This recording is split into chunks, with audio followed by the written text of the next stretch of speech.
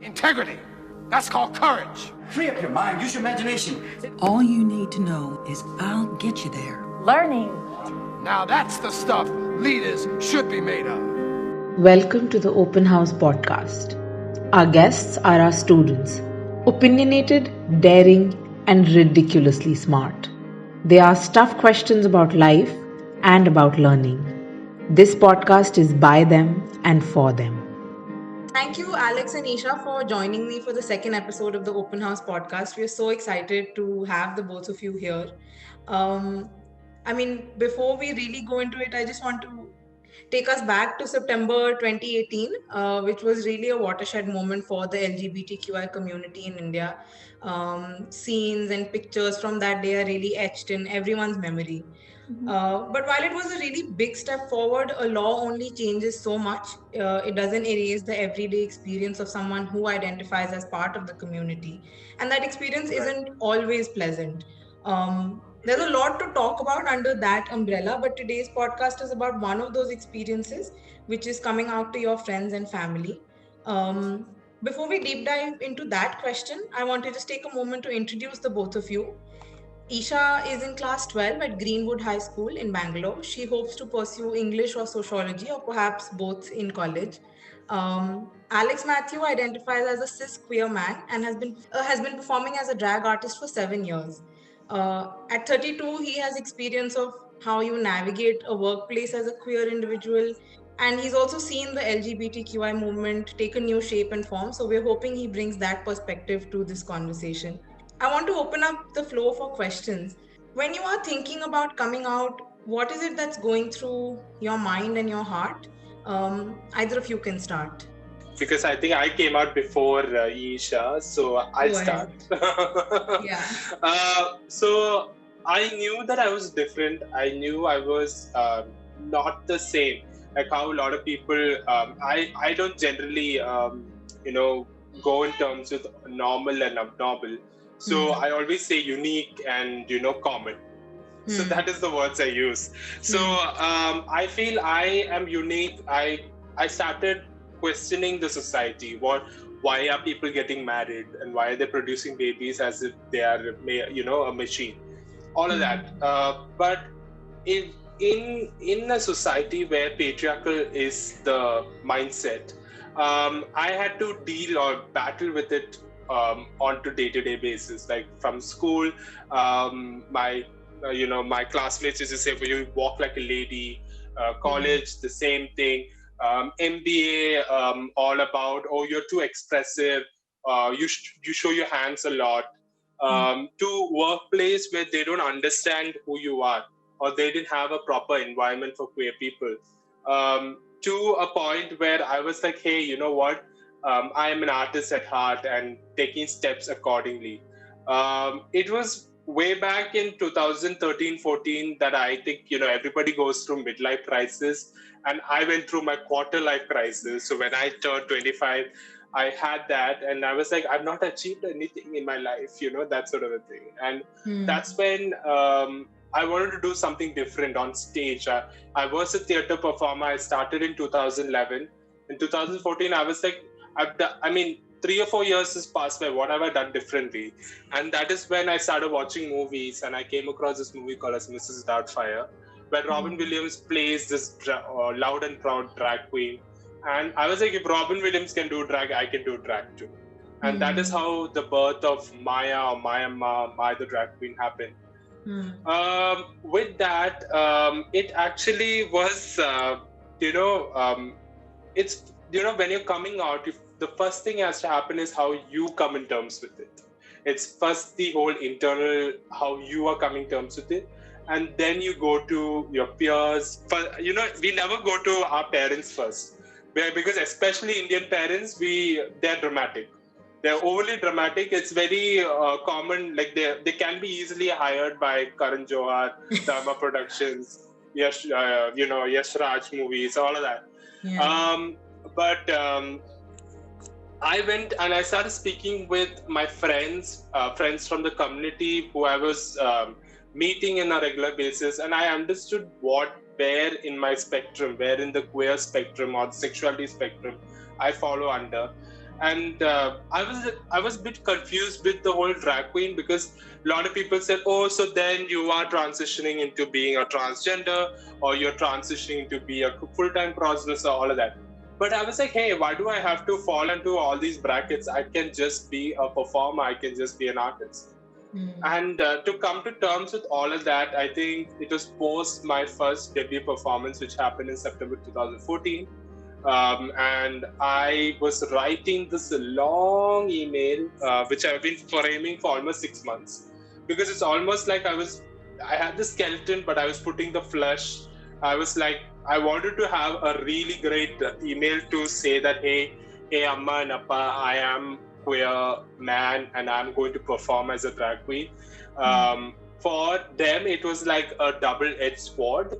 And they said, like, my mom was like, I don't care about your sexuality, but you should not do drag. And my dad was like, sexuality is a sin, but drag is okay as long as you get paid for it. So I had like opposite points of view. And I thought, you know what, I need to give them time and space. And I'm happy and glad that I didn't live with them in the same city, because they needed time and space from me to understand me. So this is how I came out to them. I think I should move to Eesha now. Oh, okay.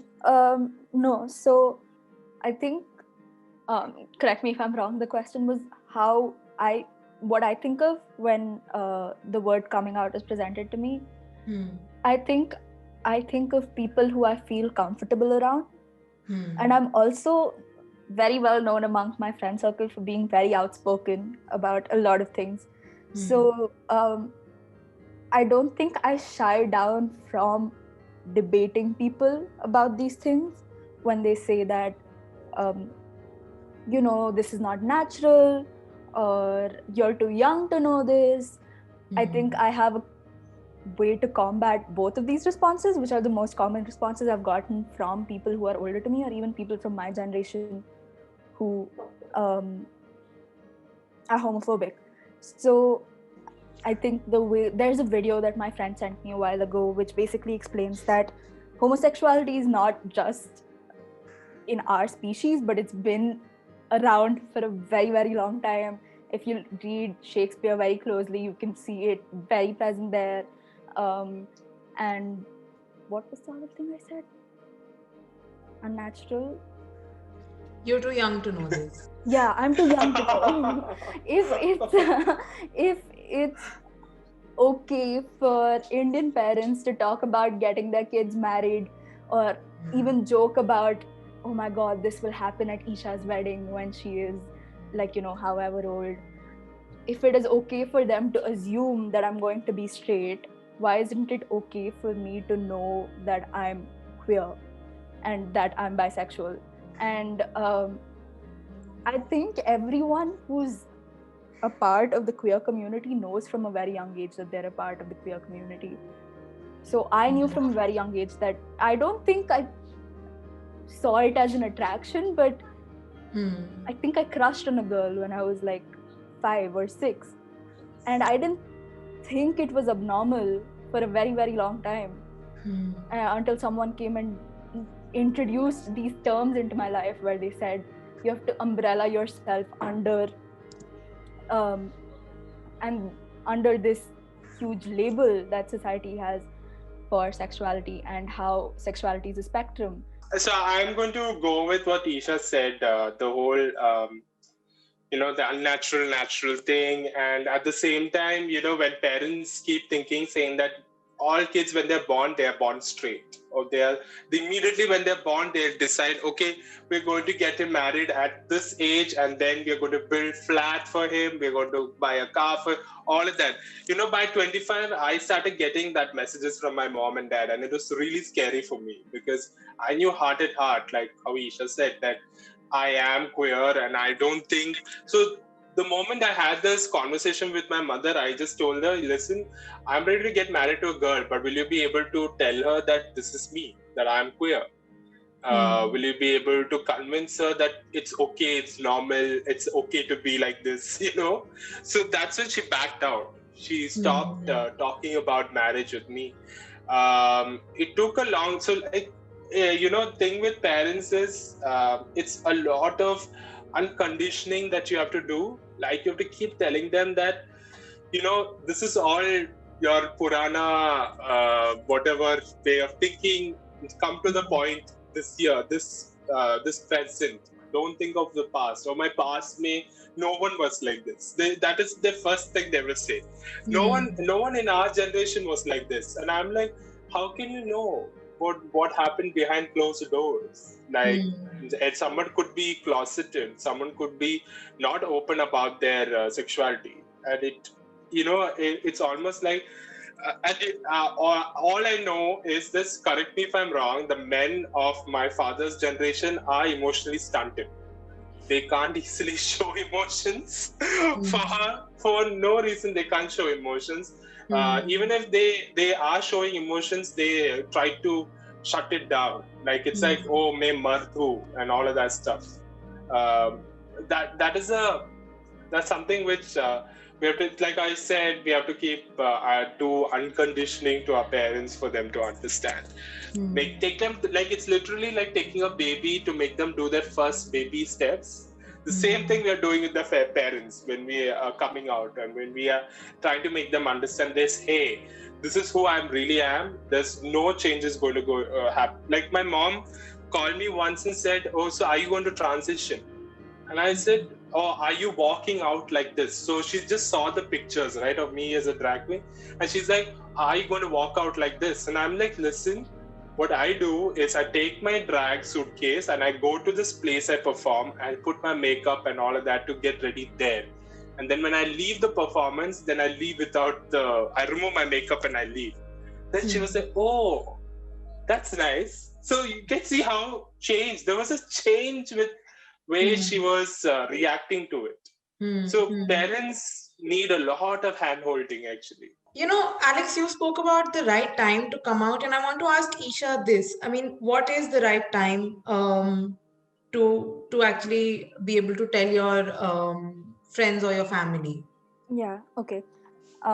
So I remember this one time. I'm taller than my mom. I'm 6 inches taller than my mom. I was hugging her, and I said, "You're too short for me to hug." I made a joke or something along the lines of that. And she said, "When you have a husband, you can make sure he's tall." And I said, "What if I want a wife?"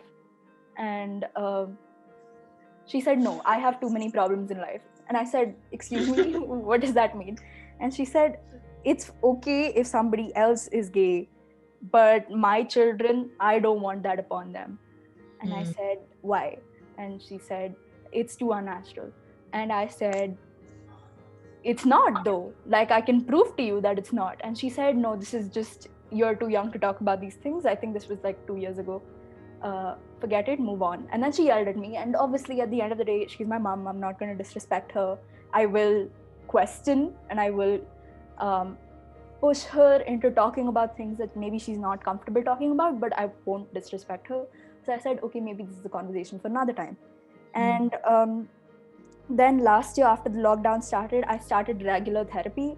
I had done therapy before that, but it was very inconsistent and wasn't really a good experience for me.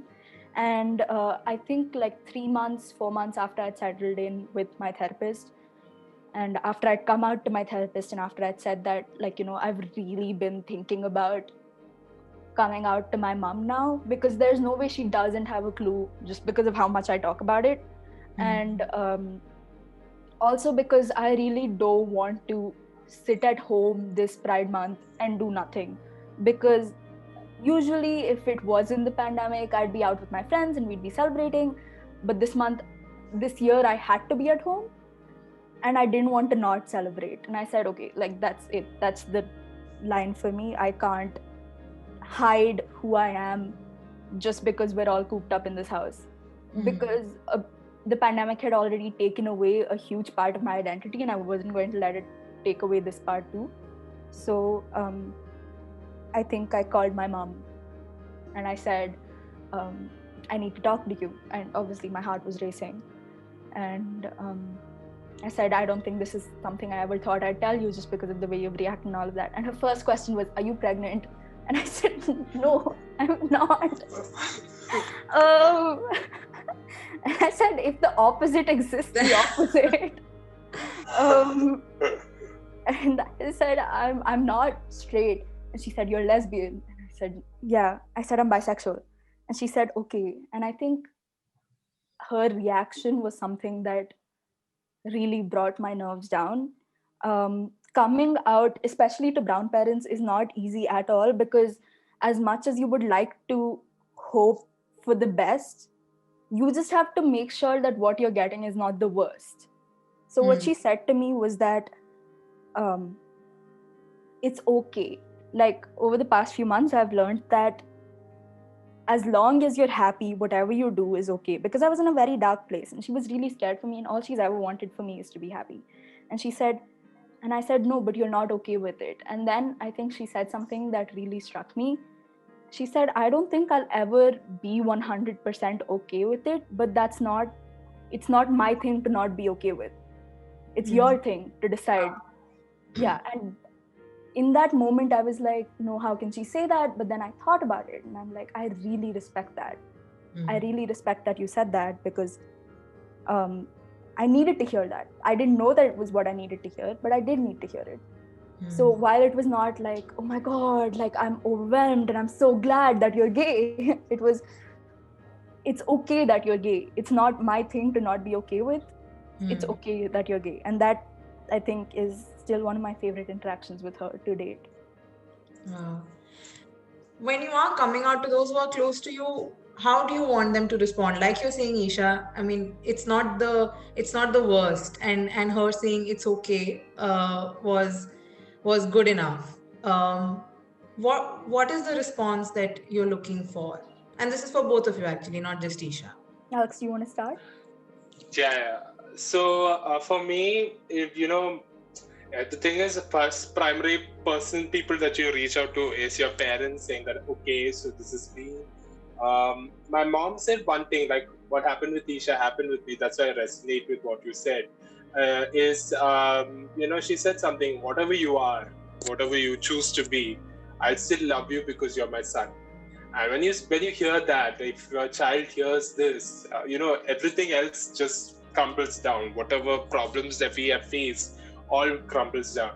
And that is really important to hear from a parent.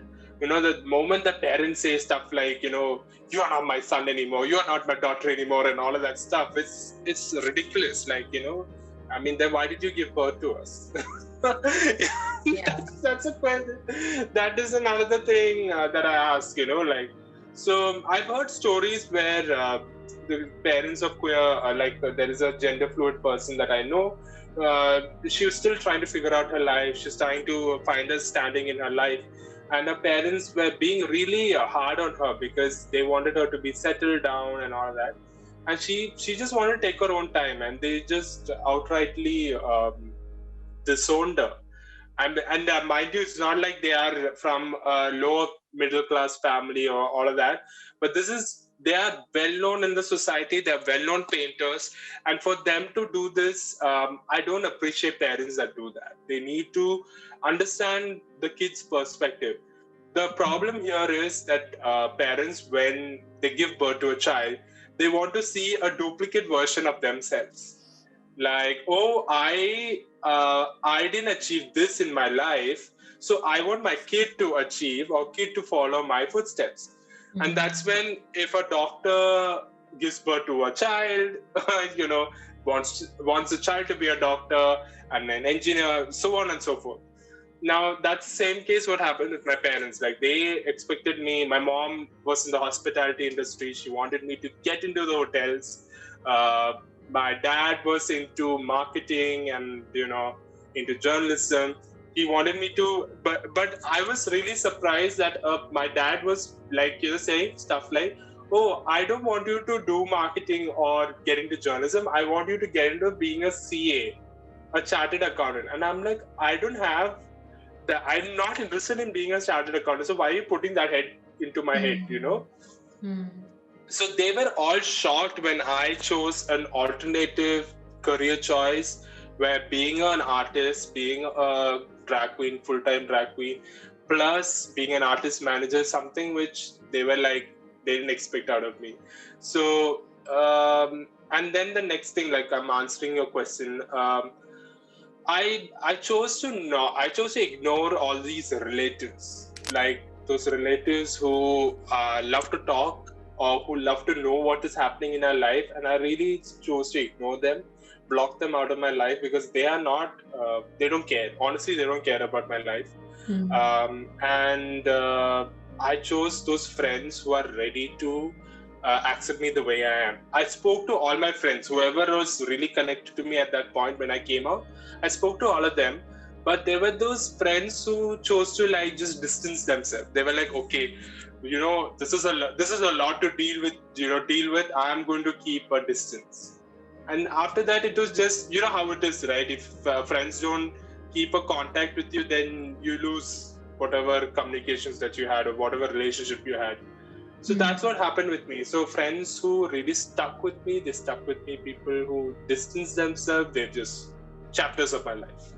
What I would have to say to the question is how to appropriately react, or what's the right reaction to someone who's coming out to you is I think it's a very personal thing.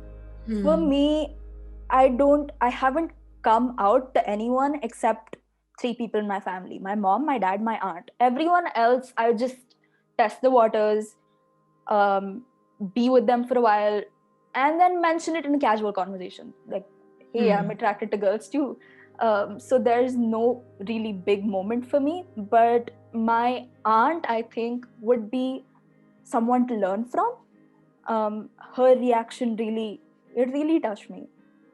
So she works in an NGO, and she is a lot like me. She's 2 generations above me, and I'm a version of her. So I came out to her, I think a month or 2 before I came out to my mom. And she said, I want to say that I still love you, and I want to say that it's okay, but you know all these things. And I think that really hit home. It was that you're not looking at me any differently. Like, if I come out to you right now and if I say, hi, I'm bisexual or I'm queer, and you say, we still love you, that makes it feel like you're loving me regardless of a fault in me. But it's not a fault in me. It's a part of my identity. So what she said really hit home. She said, I love you and you're still the same to me, but I don't see why you would not be. And I think that's something really important that I've noted down, and something very close to my heart. I would like to add something. So, like the thing with meeting relatives at a family function. I don't know if you've met anyone in a family function recently after coming out.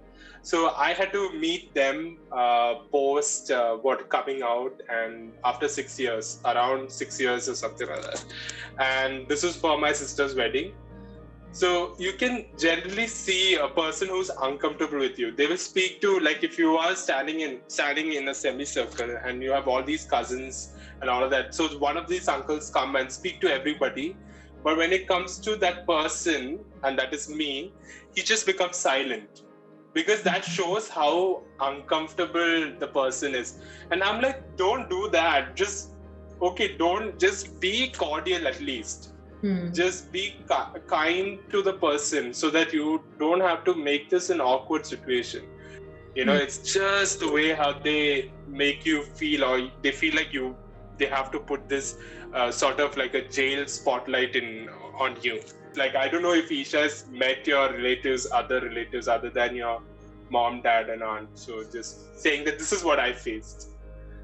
I don't think my sexuality or my gender identity translates to my career like it does for you. So obviously it would have been a far bigger situation for you than it is for me. And right now I'm out to only selected members of my family, and the others, I'm out to my cousins and all, obviously, but the others, they know me and they know that I will fight them with everything that they say. So I don't think I'm going to leave them an escape to bully me about my identity. And as for what Alex said, sometimes the homophobia or the transphobia, it's not verbal, but it's more behavioral, and you can see it. You can see it in the way that they act around you. The same applied with my mom before I came out to her. I think we were out to lunch one day, and I called her out. I said, "You are homophobic," and she said the worst possible thing, and she said, "But I have friends who are gay." And I said, Oh God! Oh my God. You don't say that. You would have been internally screaming, "That's not what I meant."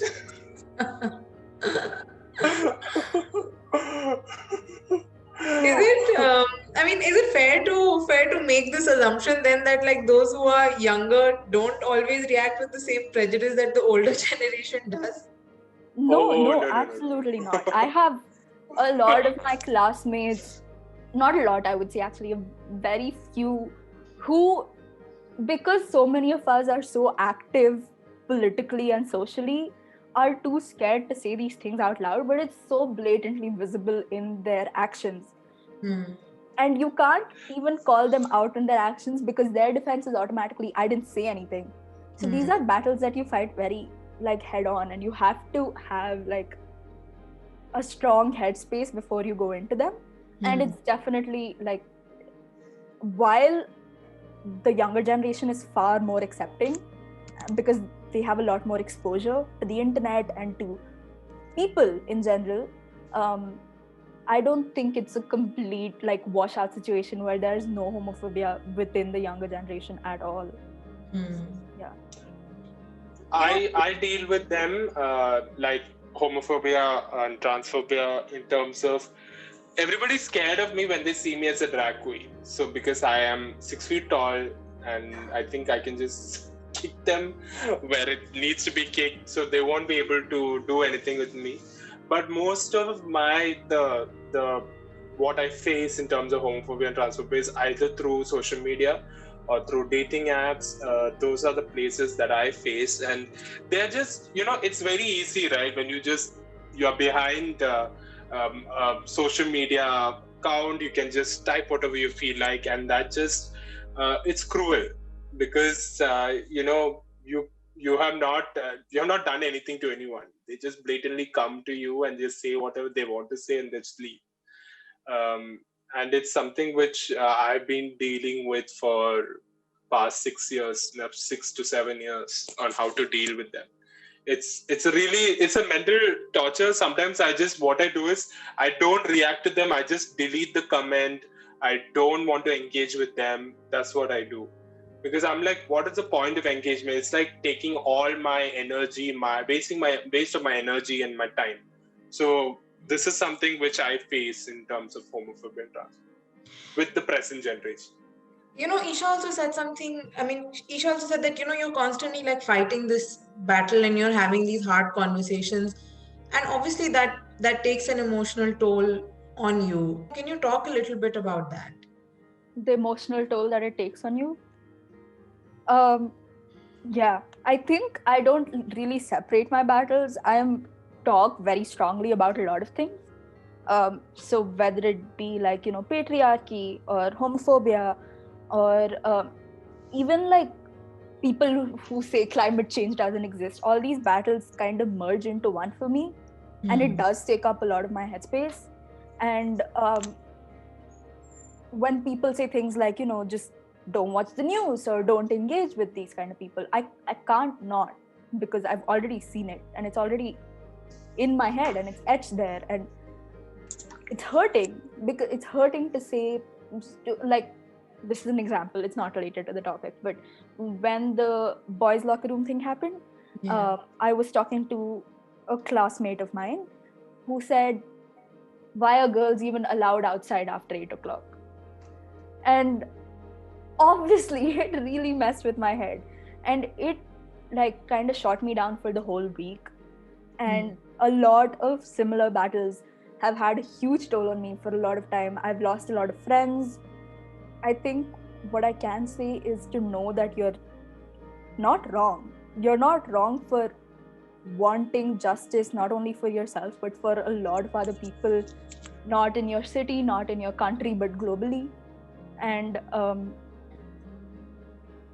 you have to find people who think not exactly like you, because that's creating a cult almost, but I mean people who are as liberal as you, and talk to them and share experiences and have conversations. That's the only way out of it. And as much as you can, look at content warnings and trigger warnings, because I've found that those really do matter. I look at content warnings and trigger warnings and say, am I in the headspace to go into this right now? Is my body in the space to absorb this or watch this right now?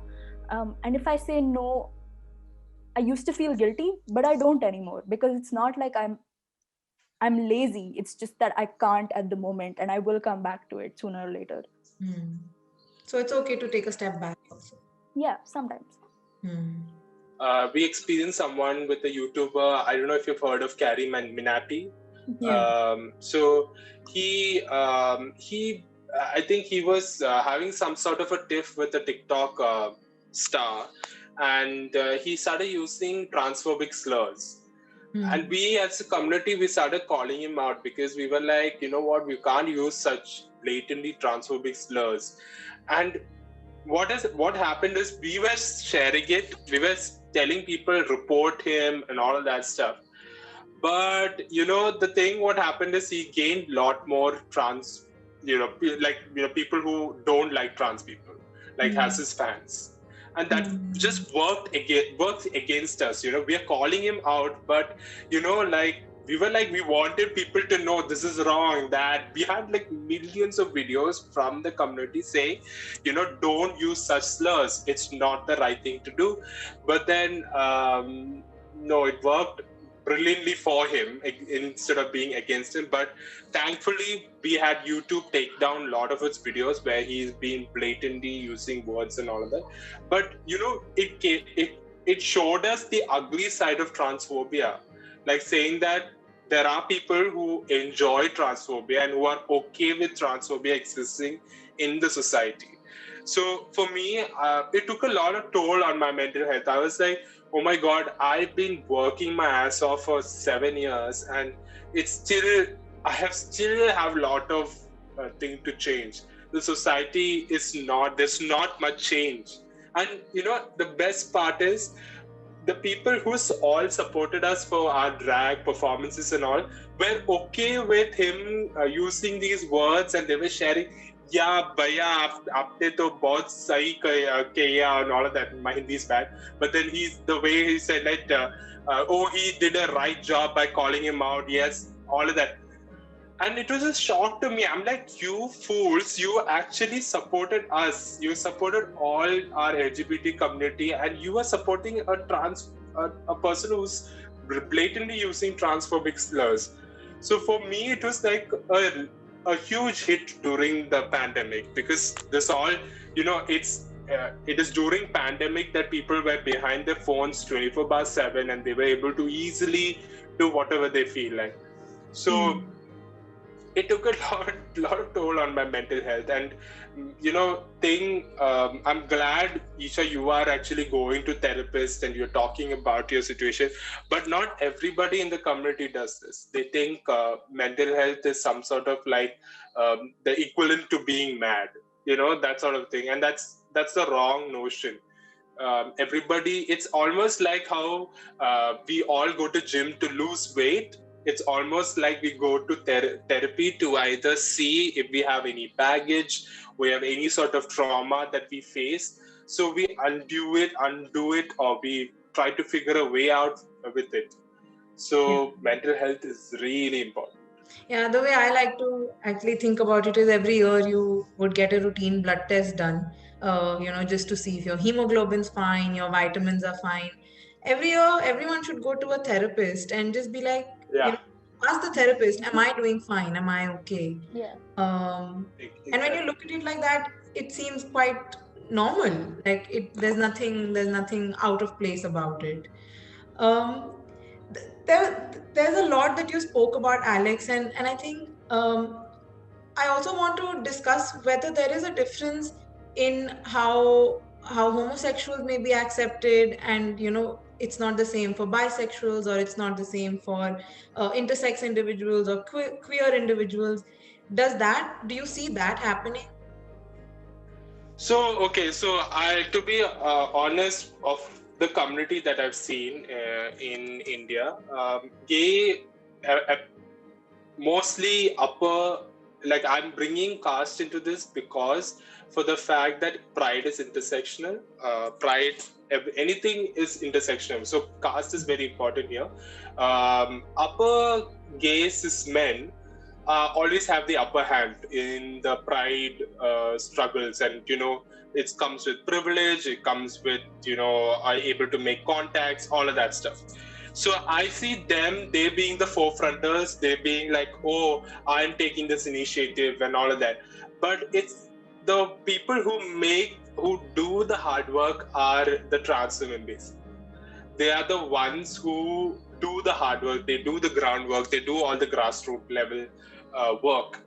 They don't want to accept love. They don't want lesbian women to be part of it. They don't want bisexual people to be part of the community. They just want to have, like how Eesha said, a cult. Everybody should agree with one person. That, okay, this is the thing, you all have to agree with me. And they all be like, yes, yes, yes, yes, yes. So for me, I've seen this is the general way of how the community in India works. It's always this whole power struggles, and at the same time, all this friction between all the, literally, if I don't know if you would agree or disagree with me, I would say the community is fractured. At some point, if you look through a magnifying glass, you may see that they are all rosy and glory during Pride Walk and all of that. But if you go through a magnifying glass, you will realize that it is really fractured. But then there are times when, like, see, if I go to a party I see there is the sense of belonging between people, then I'm like, okay, I've done some part of it. I brought in a lot of people together, and like I did a gig in Mumbai in Antisocials. There was a large amount of bisexual to lesbian women out there than with gay men. So I felt like there was a sense of belonging there, with a cross-dresser, couple of cross-dressers lining up for the party because they were like, you know what, this is our thing. I mean, so that means there is a sort of safe space that is coming together. That is something which is missing in many places in the community, like outreaches area. Like they'd be like, no, I am the eldest, you have to listen to me. I'm the cult leader, you have to listen to me, and that is the end of the story. Post 2018, what needed to happen was that sex education had to go down strictly to schools, colleges, which didn't happen. And people still think the wrong notions about the community. Eesha, you can actually throw some light on this. I mean, if we talk of sex education in schools, is it even happening? And if it is, then is it enough? Yeah, okay. So when I joined my school, I know it's already been mentioned, but I'm not going to mention it to make sure I don't get into trouble. We started off I think we start school in June, and then in July they said we going to have a third party organization come in and present to you 3 different presentations. One day it was social power, one day it was I think it was just like career guidance or something, and the third day it was sex and sexuality. And one day where we reached the class 10 minutes late, and in a year of like 10 months, an academic year of 10 months is not enough. And in that one day we had to rush through so many things, and we had to, like, a lot of people had to hide their questions just because of the environment that we were doing it in. Like, obviously there's the boys in our grade who kind of want to sit aside and like make fun of the situation, because to them it's, oh, we already know these things, why do we need to learn it?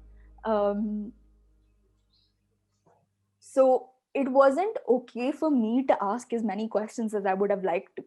And I think that's scary because I don't want to be misinformed.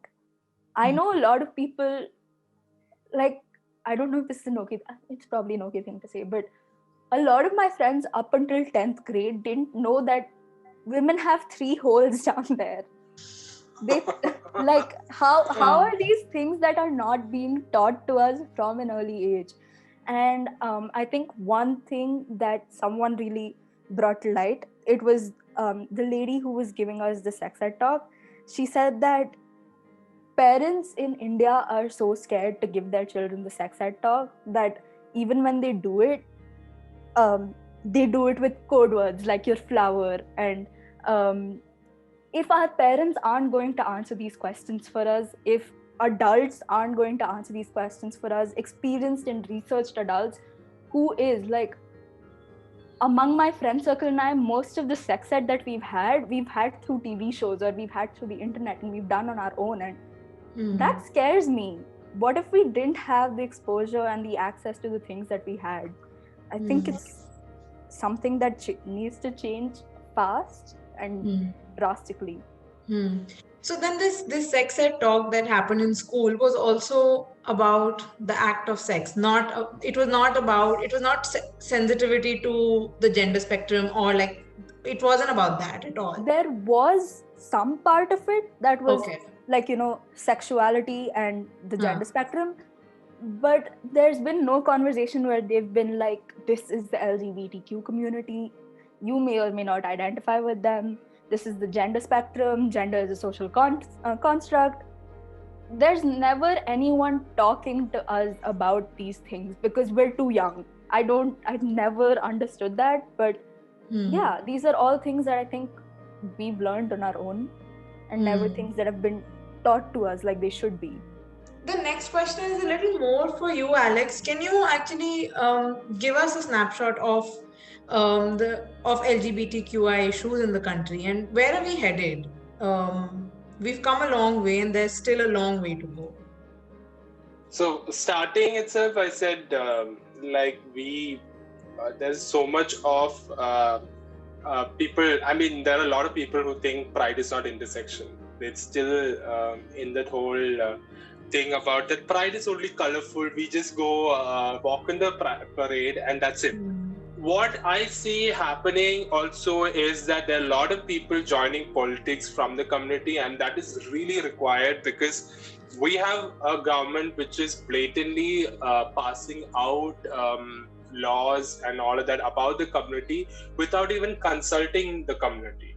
So that is something which is very wrong at the moment. So I'm glad to see that there is a lot of representation coming from the community, and that is really required so that the conversation does not come to a point where they are making fun of us, but rather they talk about us. So they talk about our rights as a